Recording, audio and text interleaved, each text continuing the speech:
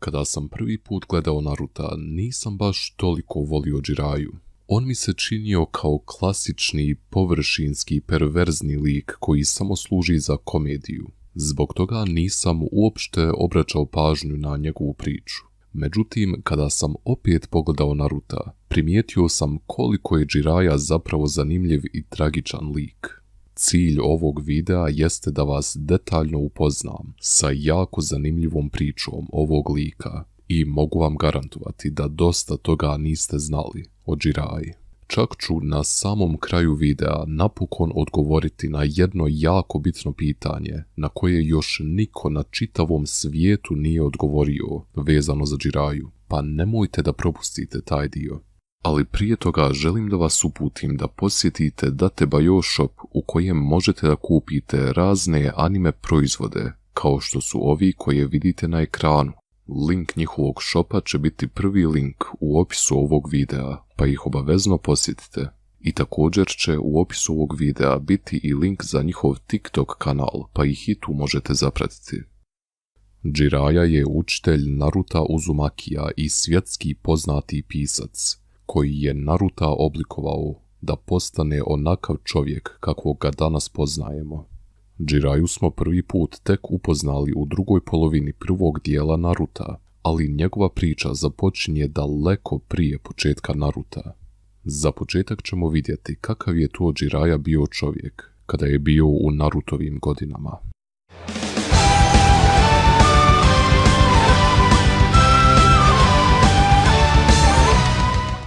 Nama poznata priča Jiraiye počinje tek kada je postao genin. On je postavljen u tim sa Orochimaruom i Tsunade pod nadzorom Hiruzen Sarutobija.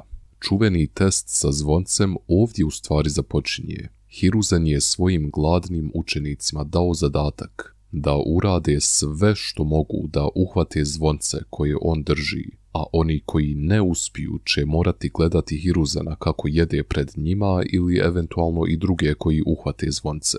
Jiraiya je bio toliko užasan shinobi da se Hiruzen zapitao kako je on uopšte položio završni ispit u akademiji i zbog toga nije uspio izvršiti njegov prvi test, ali će ovaj isti test kasnije Jiraiya i svojim učenicima dati, pa onda će i oni to svojim učenicima dati i tako se dalje dok ovaj isti test i Naruto ne dobije od Kakashija. Tokom jednog treninga sa svojim timom, Jiraiya je bio toliko isfrustriran prirodnim talentom Orochimarua i brzim učenjem od Tsunade da je krenuo dokazati da je i on moćan, tako što prizove ogromnu žabu, koju niko od njih ne može poraziti.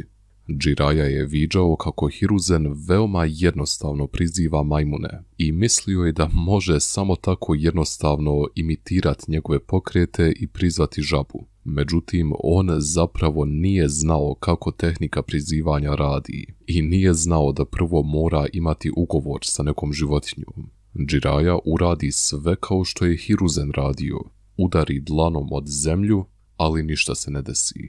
Tada odjednom Jiraiyu pokrije ogroman oblak dima i on nestane. Kada otvori oči, vidi da se nalazi usred neke planine za koju nikada nije čuo i na kojoj ulja teču umjesto vode u rijekama i gdje žive ogromne žabe koje mogu pričati.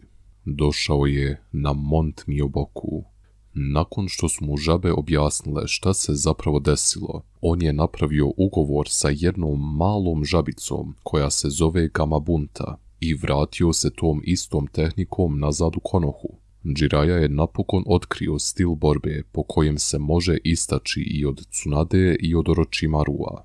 On je godinama trenirao sa žabama i sklapao je ugovore sa raznim vrstama sve dok nije postao poznat širom Konohe kao žablji mudrac. Ali u ovo vrijeme nije samo trenirao, Jiraiya je imao i druge hobije. Jiraiya je oduvijek bio jako perverzan tip i u svoje slobodno vrijeme je često obilazio termalne izvore širom Konohe da bi gledao gole žene. Iz nekog razloga ovo je otvoreno radio sve dok ga Tsunade nije toliko istukla zbog toga da je zamal umro i nakon toga je nastavio u tajnosti da radi ovo. Također je jako mlad počeo pisati svoje knjige, ali ih niko nije volio. Nakon onog incidenta gdje ga je Tsunade Zamal ubila, on je počeo pisati knjige za koje je motivaciju izvlačio iz svojih ličnih iskustava i koje su bile spoj erotike i komedije, koje su postale toliko uspješne da je Jiraiya postao poznat širom svijeta po njima.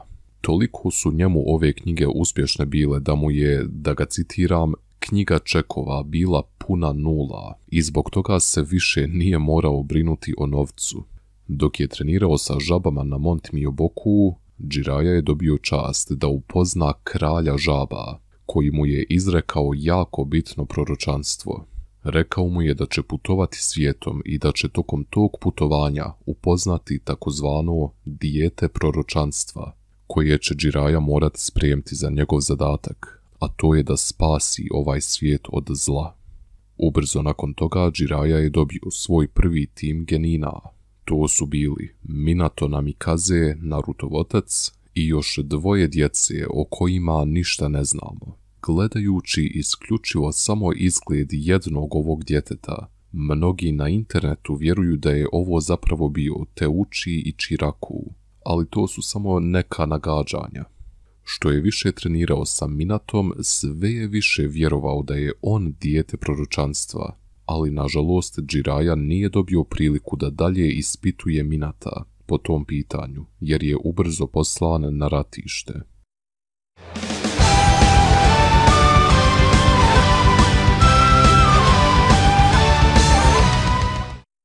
Konoha je započela drugi svjetski shinobi rat, da se ne bi raspala zbog ekonomske krize. Kao odgovor na Konohin napad, sela pijeska i kamenja su odmah napali Konohu.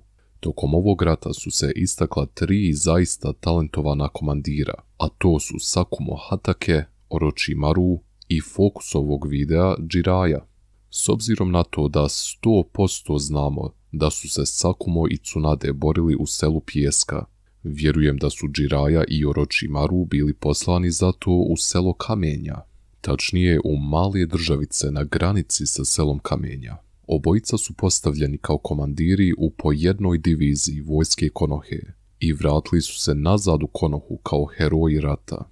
Bez problema su njihove vojske porazile selo kamenja na ratnoj liniji, ali nisu nastavili dalje napadati da ne bi bespotrebno još više ljudi poginulo. Dok se selo kamenja oporavljalo od ovog napada, treći Hokage je naredio Jiraiyi i Orochimaru da spoje svoje vojske, naredio je i Tsunade da im se pridruži i da idu na ratište u selu Kiše, gdje je ostala samo još mala grana vojske Konohe protiv vojske sela pijeska i vojske sela Kiše, a selo Kiše u ovom ratu nije bilo ni na čijoj strani. Oni su se samo borili protiv svakoga, da im ne bi država propala i da im velike sile ne koriste državu kao ratište.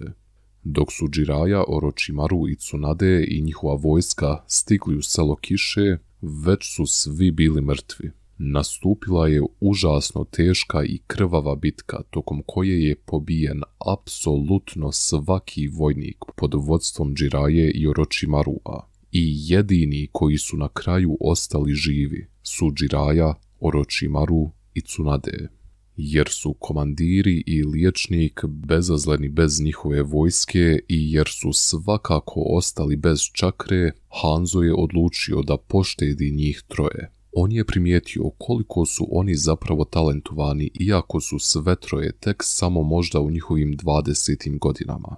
Pa im je zato dao nadimak legendarni Sanini, što u prijevodu znači legendarna trojka, i dozvolio im je da se oporave i vrate u Konohu, sa ciljem da će kada se vrate u Konohu prenijeti Hokageu koliko je zapravo moćno selo Kiše i da će više prestati napadati selo Kiše.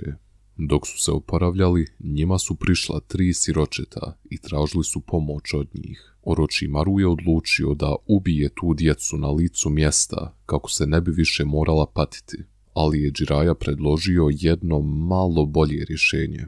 Predložio je da ih on nauči kako da budu shinobi, da bi se mogli braniti. Zbog toga je Jiraiya ostao u selu Kiše, dok su se Tsunade i Orochimaru vratili u Konohu, da bi nastavili pomagati u ratu. Postojao je još jedan razlog zašto je Jiraiya ostao koji nije drugima otkrio. Primijetio je da je jedan dječak među tim siročadima imao oči za koje se do tada smatralo da su samo mit, Rinnegan, oči mudraca 6 staza. Kada je to vidio, Jiraiya se odmah sjetio proročanstva kralja žaba i ostao je da tog dječaka nauči ninjitsu kako bi postao heroj. Nagato, Yahiko i Konan su 3 godine živjeli sa Jiraiyom i on ih je naučio razne borbene tehnike, ali se posebno fokusirao na Nagata, koji je bio rođeni talenat. Zahvaljujući svom Rinneganu, Nagato je sa samo 10 godina savladao svih 5 osnovnih stilova čakre. I svaku tehniku koju mu Jiraiya pokaže, on je bez ikakvih problema odmah u sekundi samo nauči i ponovi. Nekada tokom ove 3 godine, Nagato je ispričao Jiraiyi kako želi da se bori za mir u svijetu i ova priča je jako pogodila Jiraiyu. Tada je Jiraiya odlučio da napiše knjigu o Nagatu. Jiraiya je nakon 3 godine napisao ovu knjigu, ali mu je nešto falilo. On nije želio da stavi Nagatovo pravo ime kao ime glavnog lika knjige, kako ne bi ugrozio Nagata, ali se nije mogao sjetiti dobrog imena za glavnog lika. Jedne večeri dok je jeo ramen, on je pogledao u svoju posudu i odlučio je da svom glavnom liku da ime Naruto. Kada je vidio da su spremni, Jiraiya je napustio 3 siročeta i samo im je ostavio jednu kopiju knjige o Nagatu. Narednih nekoliko godina do Jiraiye su stizale poneke vijesti o novim herojima sela Kiše, ali je na kraju nažalost Jiraiya saznao da su svo 3 poginuli. Jiraiya je bio jako razočaran, zato što Nagato u stvari nije bio dijete proročanstva, ali je onda opet počeo vjerovati da je u stvari Minato dijete proročanstva. To je pogotovo počeo vjerovati kada je Minato njega počeo učiti nove tehnike, naročito Rasengan koji je Minato izumio. Nažalost, ne znamo šta je Jiraiya radio tokom 3. svjetskog shinobi rata, ali kada je rat završio, 3. Hokage je bio prisiljen da siđe sa svoje pozicije, jer je on već 2 svjetska rata započeo. Hiruzen je odmah ponudio Jiraiyi da postane 4. Hokage, ali je Jiraiya tu ponudu odbio, jer nije želio da ima toliko obaveza. Tsunade više nije željela da bude shinobi, pa zato ni nju Hiruzen nije mogao odabrati. Na kraju su predloženi Fugaku Uchiha, Orochimaru i Minato Namikaze da postanu 4. Hokage. Hiruzen Fugakua nije ni uzeo na razmatranje, jer je iz ukletog klana, a Orochimaru je bio previše mentalno nestabilan za tu poziciju, pa je zato Minato odabran da bude 4. Hokage. Ubrzo će Minato saznati da mu je supruga trudna i bilo im je potrebno lijepo ime za svoga sina. Minato je baš volio čitati Jiraiyine knjige i posebno mu se svidjela njegova najnovija knjiga, to je ona knjiga koju je o Nagatu napisao. Zbog toga je odlučio da svome sinu da ime po glavnom liku te knjige, Naruto. Jiraiya je odmah istakao koliko mu je neugodno da Hokage zbog njega da svom sinu ime po sastojku iz ramena, ali je Minato insistirao da je to lijepo i jedinstveno ime. Ubrzo se kućina porodila i nažalost svi znamo šta se desilo te večeri. Minato je zapečatio 9. lisicu u Naruta. Ključ za pečat je poslao Jiraiyi sa porukom da pazi Naruta i onda se ubio koristeći pečat smrti da spasi Konohu. Ubrzo nakon smrti još jednog njegovog učenika, do Jiraiye je stiglo još tragičnih vijesti.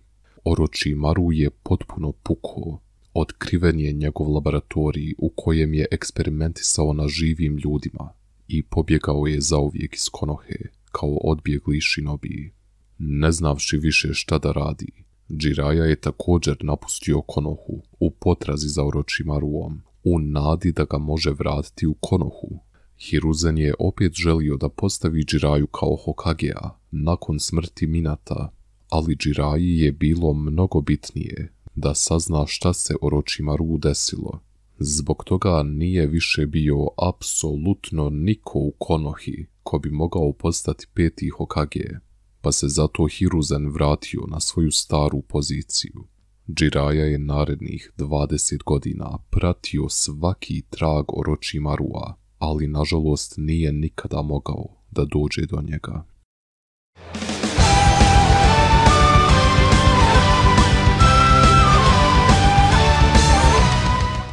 Jiraiya se napokon pomirio sa činjenicom da je Orochimarua zauvijek izgubio, pa se bez najave vratio u Konohu. Počelo mu je nestajati novca, jer 12 godina nije napisao niti jednu knjigu, ali nije imao nikakve inspiracije za novu erotsku komediju. Zbog toga je otišao da vrši istraživanje na termalnim izvorima za žene u Konohi.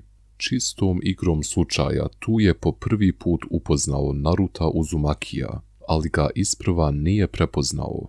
U to vrijeme je Ebisu bio učitelj Naruta, ali jer je Ebisu uhvatio Jiraiyu kako gleda gole žene, Jiraiya je njega onesvijestio da mu ne bi upropastio novu knjigu.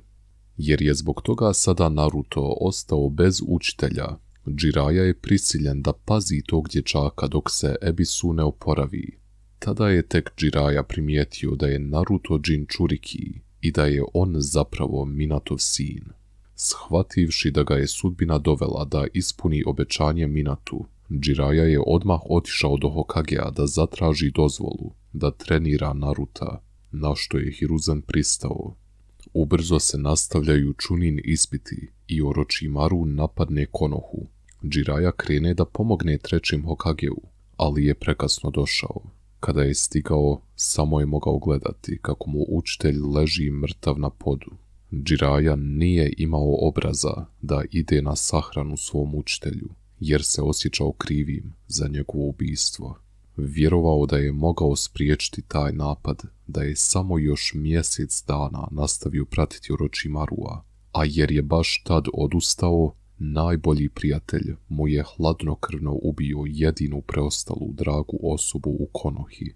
Sada Jiraiya mora tešku odluku da napravi, da li da ispuni Minatovo obećanje da napravi heroja od Naruta, ili da li da ispuni obećanje koje je samom sebi dao da vrati Orochimarua u Konohu.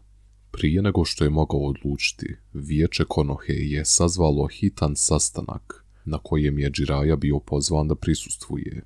Odlučeno je sada po 3. put već da će Jiraiya postati Hokage i sada ne može da odbije tu naredbu, jer sada fakat nema nikoga ko bi mogao postati Hokage osim njega. Ovo uopšte nije išlo u korist niti jednom od ona 2 zadatka koja je Jiraiya sebi zadao, pa je zato odlučio da dovede novog Hokagea samo da on ne bi morao postati Hokage. Poveo je Naruta sa sobom kako bi ga mogao paziti i otišli su da pronađu Tsunade. Tokom ove potrage je Jiraiya naučio Naruta da koristi tehniku koju je njegov otac izumio, Rasengan, a prije ovoga je naučio i Naruta da koristi tehniku prizivanja sa žabama, što je i Minata također bio naučio. Tokom potrage, Jiraiyi su odvukle pažnju neke 2 lijepe djevojke, za koje tada Jiraiya nije znao da su pod genjitsuom, pa je Naruta samog ostavio. Kada je shvatio što se dešava, Jiraiya je otišao prema Narutu i pronašao ga je sa 2 člana Akatsukija, a to su bili Itachi Uchiha i Kisame Hoshigaki. Samo vidivši Jiraiyu, 2 Akatsukija su odmah shvatili da se ne mogu porediti sa njim u moći i odmah su se povukli. A Naruto i Jiraiya nastavljaju sa potragom za Tsunade. Njih dvojica napokon pronađu Tsunade, ali ju je i Orochimaru pronašao, jer je želio da mu izliječi ruke koje mu je Hokage uništio. Nakon borbe između 3 legendarna sanina, Orochimaru se povuče i Naruto ubijedi Tsunade da se vrati u Konohu i da postane 5. Hokage. Jer je Naruto sada opet u sigurnim rukama, Jiraiya odluči da se malo odmori i da se fokusira na svoju novu knjigu. Međutim, Jiraiya ubrzo pronađe Naruta, svog smotanog u zavojima, u bolnici, nakon što ga je Sasuke zamal ubio i onda napustio Konohu da bi postao učenik Orochimarua. Jiraiya je Narutu ispričao priču između njega i Orochimarua, kako je u istoj situaciji bio kao Naruto sada, i ponudi mu da nastave trenirati skupa kako bi mogao spasiti Sasukea. Naruto odmah pristane na ovu ponudu i njih dvojca napuste Konohu da bi 3 godine putovali svijetom i trenirali. Isprva je svrha ovog treninga bila da nauči Naruta kako da bolje kontroliše i čak možda da svjesno koristi čakru devetorope lisice. Jiraiya je iskoristio ključ koji mu je Minato ostavio da malo olakša pečat na zvijeri, kako bi Naruto više čakre dobivao. Ali ovo nije ispalo kako je planirano. Jiraiya je zbog ovoga drugi put već zamal bio ubijen, kada ga je Naruto napao pod kontrolom zvijeri. Naruto se nije sjećao ničega što je uradio u tom stanju, pa mu Jiraiya nije ništa ni rekao, samo je odlučio da je i dalje previše rano da se igraju sa pečatom na Narutu. Jer je taj plan propao, Jiraiyi je samo ostalo da Naruta nauči da bolje kontroliše svoju čakru, a ne čakru lisice. Zbog toga, nažalost, izgleda kao da Naruto nije ništa novo naučio između prvog dijela Naruta i Shippudena, ali nisu baš u potpunosti propale te 3 godine. Jiraiya je naučio Naruta kako da modifikuje veličinu Rasengana i znatno je pomogao Narutu da bude mnogo bolji u korištenju taijitsua tokom borbe. Također, u ovom periodu Jiraiya i Naruto upoznaju 2 misteriozna momka, jednog starijeg koji je izgubio jedno oko i jednog Narutovih godina, koji iz nekog razloga ima iste oznake na licu kao Naruto. Što je još bilo jako čudno, taj dječak je znao da koristi Rasengan. Kako su se spontano samo pojavila ova 2 momka, tako su iznenada i nestali samo. Posljednja stvar čega se Jiraiya sjeća od tog susreta je da je vidio blagi crveni sjaj iz oka starijeg momka. I nakon toga i on i Naruto gube sva sjećanja od proteklih nekoliko dana. Osjećaju se isto kao da su prespavali te dane i da su sve to samo sanjali. Nakon što je trening završio, Jiraiya i Naruto se napokon vraćaju u Konohu.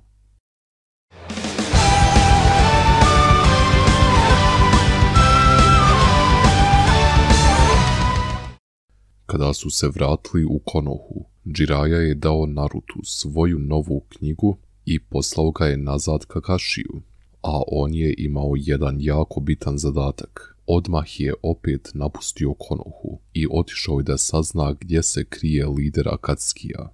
Nakon preko 100 epizoda Shippudena, Jiraiya se napokon opet vrati u Konohu sa dobrim vijestima. Obavijestio je Tsunade da je napokon pronašao gdje se nalazi lider Akatsukija.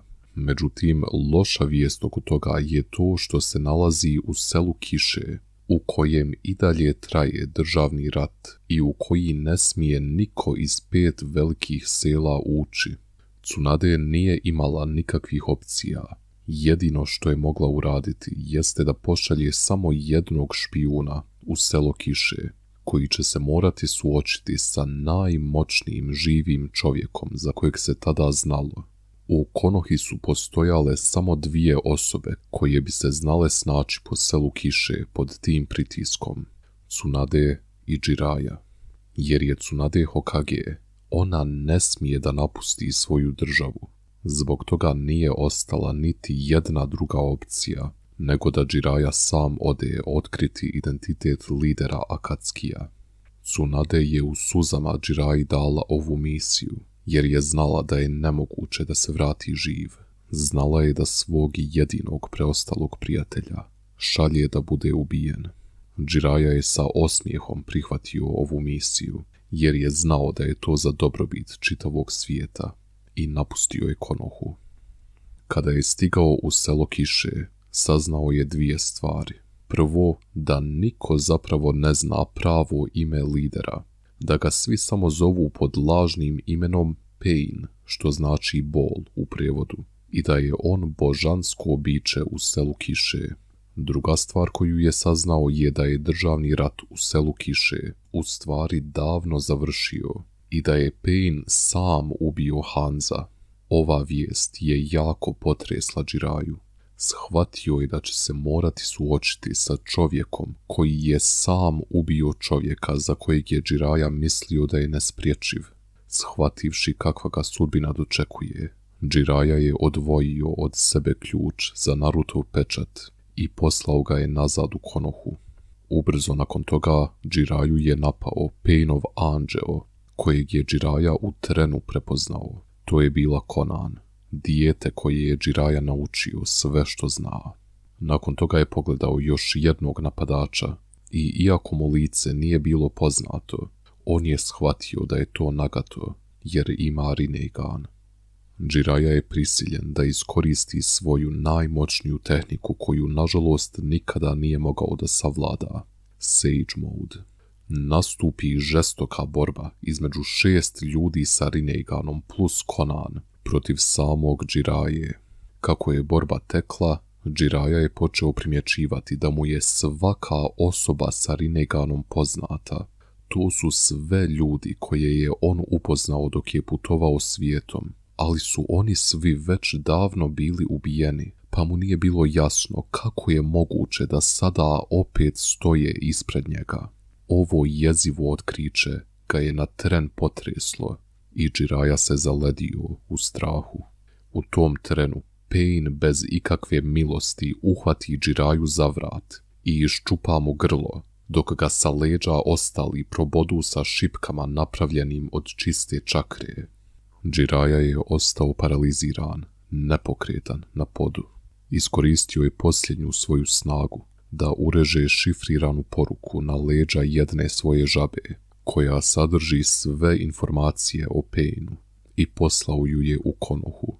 Pain je nakon toga bacio Jiraiyu u jezero. Tada Jiraiyu ogroman mir oblije. Isprva je samo mogao razmišljati o tome koliko je njegov život bio beznačajan. Kako nikada nije rekao Tsunade da ju voli, kako nije mogao spasti svog najboljeg prijatelja, kako je dopustio Minatu, kojeg je volio kao sina, da bude ubijen, i kako je zbog njega ubijen i njegov učitelj. Nakon toga se sjeti Naruta i ogroman ponos ispuni Jiraiino srce. Jiraiya odluči da će svoju sljedeću knjigu napisati o Narutu i da će joj naslov biti Priča Naruta Uzumakija. Sa time u mislima, Jiraiya sa osmijehom umre i njegovo tijelo potone na dno jezera gdje ga niko više nikada neće pronaći.